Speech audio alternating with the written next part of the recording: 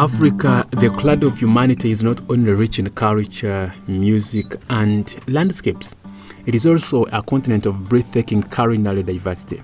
Now, every country, every tribe, and every household carries a story through its food. And African cuisine is more than just meals. It is a tradition, it is a celebration and identity and history, all served on a plate. And for centuries, these dishes have been passed down from generation to generation, cooked during birth, funerals, harvest festivals, and also, community gatherings. Now, when you taste African food, you're not just satisfying your hunger. You're taking a journey through ancient civilization, vibrant cultures, and untold stories. And some of these dishes are very humble, made with the simplest ingredients, yet they carry the depth of 1,000 years. And others are very bold, very spicy, very complex, designed to awaken every corner of your soul. Now, in this video, we are not just listing food, we are honoring food, okay? From the red soils of Uganda to the deserts of Morocco, from the mountains of Ethiopia to the coasts of Senegal, we bring you the top 10 African foods everyone should experience before they die, okay?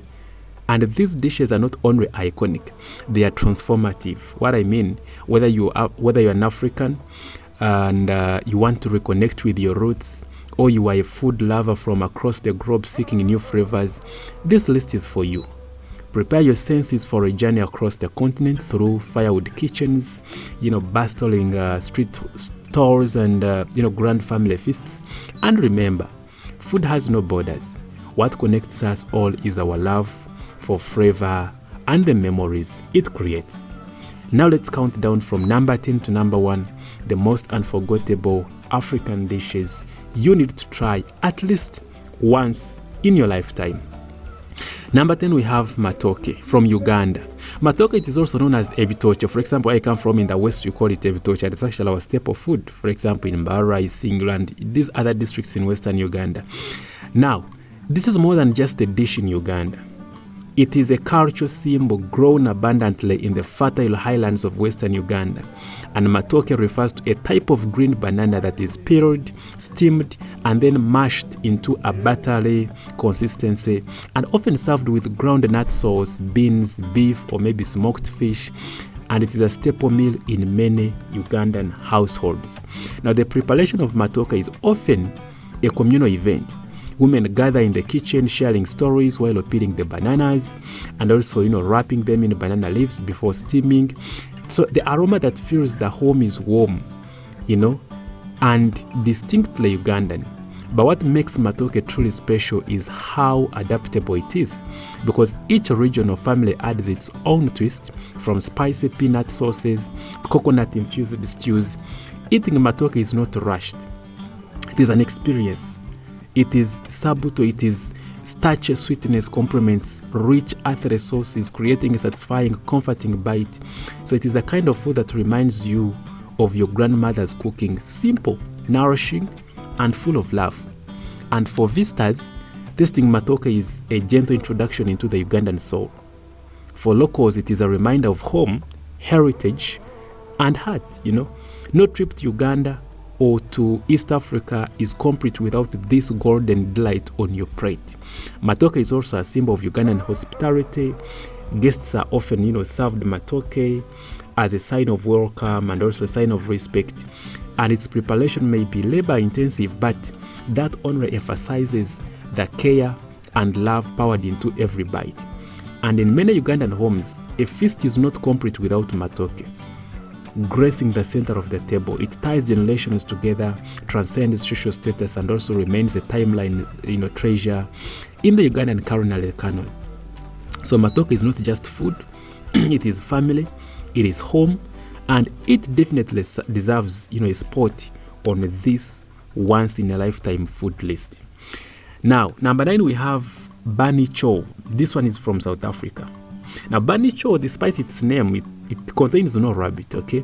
So this South African street food legend was born in Durban among the Indian community during apartheid.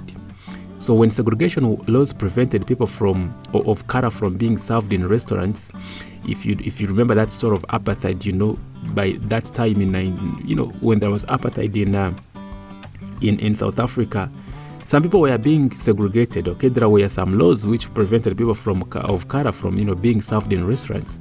So as a creative solution, Indian workers began hollowing out loaves of bread and filling them with spicy curry, creating a portable, hearty, and delicious meal that could be eaten on the go.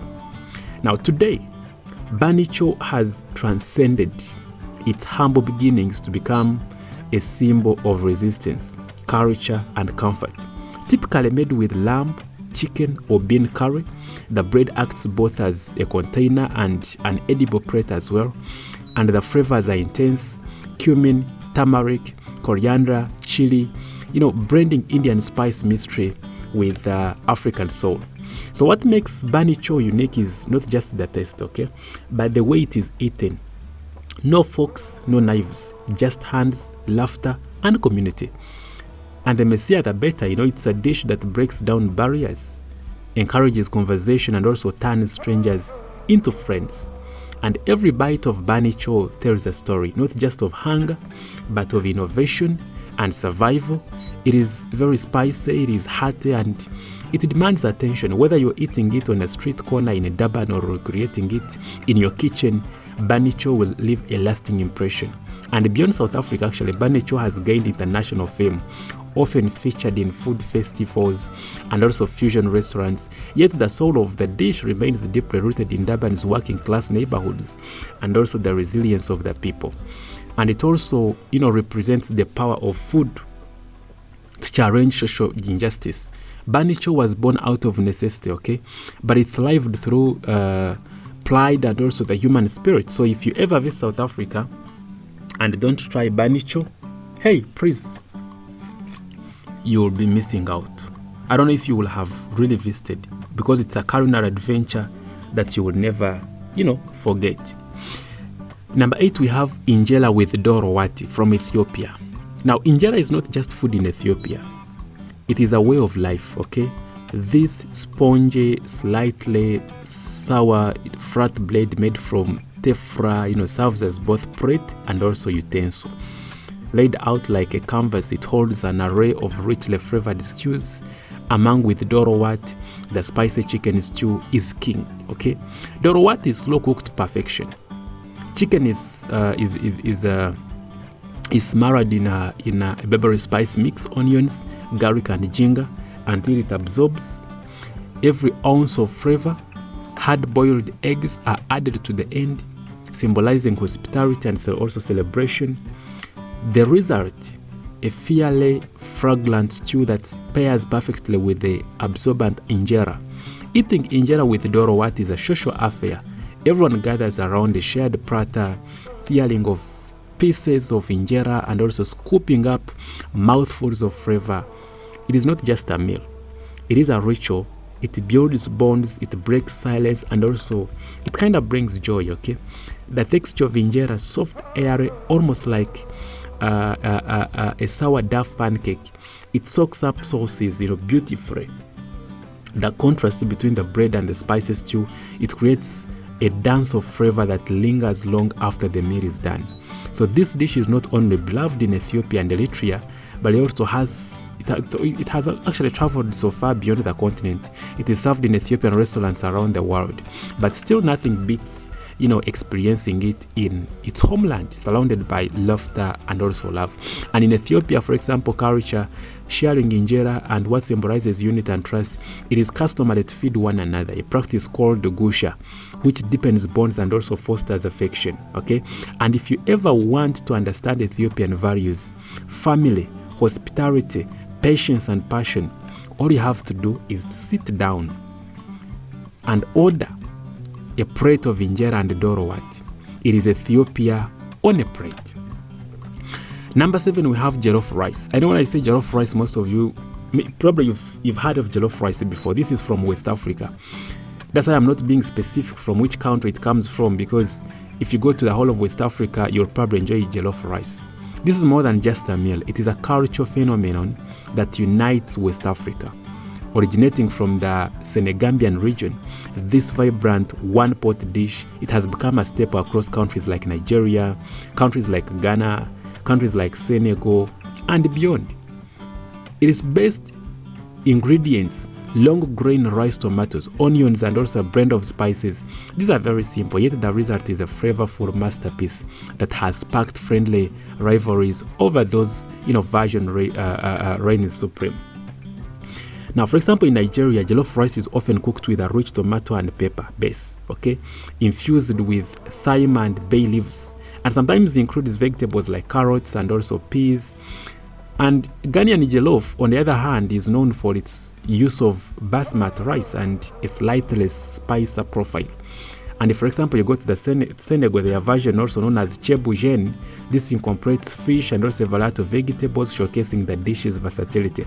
So, the preparation of jollof rice is often reserved for special occasions, for example, like weddings, birthdays, and festivals.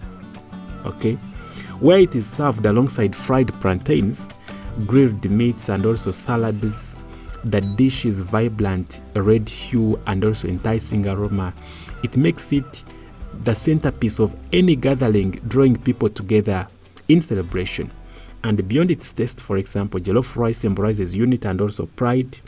The jollof wars, a playful debate over which country makes the best version, highlight the deep cultural significance and also national pride associated with its dish. It is a assessment on how food can actually foster both camaraderie and also friendly competition. In recent years, jollof rice has gained international recognition, featured in food festivals and also culinary shows worldwide. Its global appeal lies in its rich flavors and also the sense of community it embodies.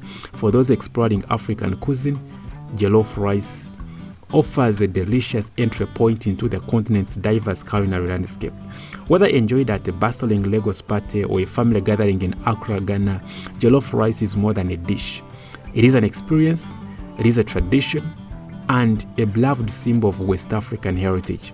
From the rhythm of its preparation to the joy of its consumption, jollof rice stands, as a shining beacon of what you may call West African culinary experience.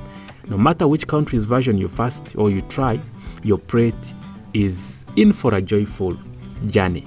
I hope you guys are enjoying the video. Please, but before we continue to number 6, kindly subscribe to the channel and give this video a like. You can actually go to the comment section and tell me which food do you think will actually be on our number 1. Now, on our number 6, we have, I don't know if I'm going to pronounce this meal very perfectly, but in case I don't, my people from Morocco, I want you to forgive me. But the food is called Couscous. This is from North Africa. Now, Couscous is the tiny steamed granules made from crushed durum with semolina. Now, this is a culinary cornerstone of North Africa, especially if you go to countries like Morocco, Algeria, and also Tunisia.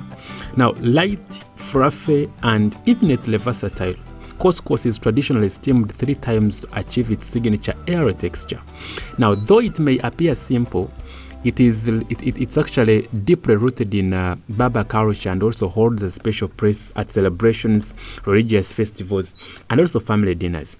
And at the heart of couscous is not just the grain, but the stew that accompanies it. Vegetables like carrots, zucchini, and also chickpeas. These are smeared with lamb, beef or chicken in a fragrant broth spiced with cinnamon, saffron, ginger, and also coriander. And when ladled over a mound of couscous, the result is a comforting and also aromatic dish that warms the soul. Now, what makes couscous so enduring is its role in togetherness. In many households, couscous is served on a large communal platter. Everyone gathers around, scooping it up with their hands or spoons, and this act of sharing reflects the hospitality and also generosity so characteristic of North Africa life. Couscous also symbolizes blessings and also abundance, and in many cultures, it is prepared on Fridays, the holy day in Islam, and also during times of both joy and also mourning, reinforcing its importance in life's milestones. And couscous, like I told you, it also symbolizes blessings and abundance. And internationally, couscous has become a health-conscious flavorite, okay, often marketed as a quick cook grain, but the true essence of couscous lies in its traditional preparation, a labor of love that connects generations and also tells the stories of the desert, the market, and the home. Tasting couscous in its native land, especially in a Moroccan Riyadh or Algerian village, this is an experience steeped in authenticity, okay? It's not just about the food, but also the setting, the people, and the centuries-old customs, and also the enrich every spoonful. So couscous is more than just a side dish. It is history, it is heart, and it is beautifully bridges the past with the present on the North African table. Now, on number 5 on our list, we have a special meal from Malawi, which is called chambo. Now, chambo is a prized fish native to Lake Malawi, and it's known for its tender, fresh, and also delicate flavor. Now, it is often regarded as Malawi's national dish, and this is a culinary treasure along the lake's shores. Locally caught and also freshly grilled over open flames, chambo is a simple yet profoundly satisfying meal. Now, the preparation is straightforward.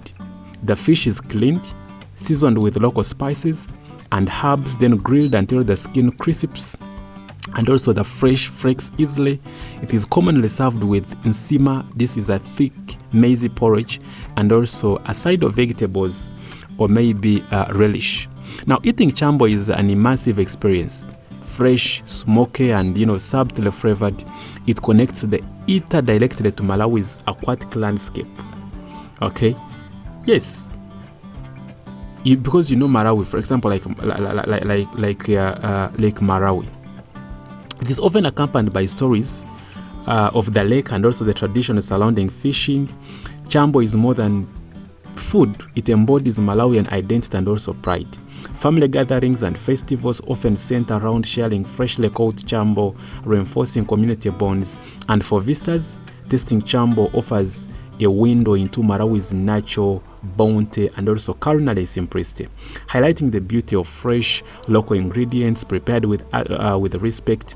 Beyond its flavor, chambo's importance lies in its cultural heritage, connecting generations through fishing practices passed down over centuries. Enjoying chambo on the shores of Lake Malawi with the sunset reflecting off the water is an unforgettable moment where food and nature unite. Number 4, we have piri-piri chicken. This is from Mozambique. Now, piri-piri chicken is a fairly flavorful dish that reflects Mozambique's vibrant Portuguese African fusion cuisine. The star ingredient is the piri-piri chili, a small but potent pepper introduced by Portuguese settlers that infuses the dish with smoky heat and also says it. Now, the chicken is marinated for hours in a blend of crushed piri-piri peppers, garlic, lemon, oil, and also herbs like oregano and also paprika. Now, this marinade penetrates the meat, ensuring every bite bursts with tangy, spicy flavor. Grilled over charcoal, the chicken develops a crispy, smoky crust while remaining juicy inside, and it is traditionally served with rice, fries, or simple salads that balance the heat. And piri-piri chicken is not just a meal, it is a celebration of Mozambique's history and also culture melting pot, blending African ingredients and also Portuguese techniques, and it often takes center stage at family gatherings, street parties, and also festivals. Now, eating piri-piri is an adventure for the senses. The heat warms your mouth, the smokiness lingers, and the acidity from lemon cuts through the spice for balance. And in Mozambique, the dish is a source of pride and a reminder of resilience, how communities adapted and thrived, turning foreign influences into their own unique culinary heritage. And globally, piri-piri chicken has inspired countless variations, but nothing compares to tasting the authentic version beside the Indian Ocean with the sound of waves accompanying every spicy bite. And on number 3, we have boboti. This is from South Africa. Now, boboti is a uniquely South African dish with roots in Cape Mare cuisine. Okay, it is a baked casserole of spiced minced meat topped with an egg custard, blending sweet, savor, and also aromatic flavors in a comforting dish. Ground beef or lamb is cooked with onions, garlic, curry powder, dried fruits like raisins or maybe apricots, and also nuts, then topped with a mixture of eggs and also milk before baking until golden and set. Now the result is a dish that offers layers of flavor, the warmth of curry spices balanced by the sweetness of fruits and also the creaminess of the custard topping. It is often served with yellow rice, chutney, and also vegetables. Boboti's origin story is a testament to South Africa's diverse cultural heritage, tracing influences back to Malaysian slaves brought by the Dutch East India Company in the 17th century. And each bite carries history, blending tastes and also techniques from different continents into a harmonious dish that is both familiar and exotic. And in South African homes, boboti is a nostalgic comfort food often served on weekends and also holidays, connecting generations around the dinner table. It is a very unique combination of sweet, and savory, soft and firm, makes boboti a standout dish for anyone exploring African cuisine beyond the usual staples. And number 2, we have egusi soup. Now, when I say egusi soup, most of you know. Egusi soup is a hearty, protein-packed stew central to many West African tables, but especially among the Yoruba, Igbo, and also other Nigerian ethnic groups. So basically, it's from Nigeria. It is made from ground melon seeds, what we call egusi, and it has a thick, rich texture, and it is traditionally cooked with leafy greens and also meat and fish. So the melon seeds give the soup a nutty flavor and also a creamy body that distinguishes it from other soups, combined with palm oil, chili peppers, onions, and also assortment of meats like goat, beef, stockfish. It is a deeply satisfying dish. Egusi soup is commonly eaten with fufu, pounded yam, or maybe what you can call amara, the starchy sides that scoop up the stew, making each bite a balanced blend of texture and also flavor. And this dish is a celebration of Nigeria's agricultural abundance and also culinary, making use of local ingredients in bold, flavorful ways. So preparation is often a communal affair, with families coming together to cook, share stories, and also pass down recipes from elders to the young generation. Eating egusi soup is a reminder of home for many Nigerians, a dish that carries warmth, nourishment, and also cultural pride in every spoonful. And it's complex. It is what we can call the complexity, rich taste, and also cultural significance. It makes egusi soup a must-try for anyone serious about exploring African food. On our number 1, we have suya. Suya is also from Nigeria. Suya is Nigeria's legendary street food that has captured hearts, and it tastes buds, across West Africa. It is spicy, grilled meat, usually beef, chicken, or goat, seasoned with a dry rub or ground nuts, chili powder, ginger, garlic, and other spices. Suya vendors known as My Suya. These are a familiar sight in Nigerian cities, grilling these skewers over open flames in the evening, filling the air with the irresistible aroma of roasting meat and, fiery spice. But what makes suya special is the balance of flavors. The smoky char from the grill combined with the nutty spicy dry rub creates a taste of sensation that is both simple and addictive. Suya is more than just food. It is a social experience. Friends gather around suya stands, sharing stories, laughter, and also cold drinks, creating a vibrant street culture centered on this iconic dish. And the meat is typically served with sliced onions, tomatoes, cucumbers, and also sometimes a sprinkle of extra suya spice for those who crave even more heat. And globally recognized as a symbol of Nigerian street cuisine, suya has inspired similar dishes in other countries, but remains a uniquely Nigerian treasure. And to try suya is to experience the soul of Nigerian nightlife and also culinary passion, a fairly flavorful bite. When I say bite, I mean it. Bite that leaves you craving for more. Now, African cuisine is a rich tapestry woven from diverse cultures, histories, and also environments. Each dish telling a story of the people and also places that created it, from the smoky, spicy suya stew of Nigeria to the slow steamed tangins of Morocco. These meals reflect a continent bustling with flavor, tradition, and also creativity. The dishes we explored today are more than just food. They are symbols of community, resilience, and identity, and they invite us to taste the heritage and spirit of Africa, reminding us that every bite carries centuries of culture and also shared human experience. Whether you are a seasoned food lover or new to African flavors, these iconic dishes offer a delicious journey through the heart of Africa's culinary landscapes.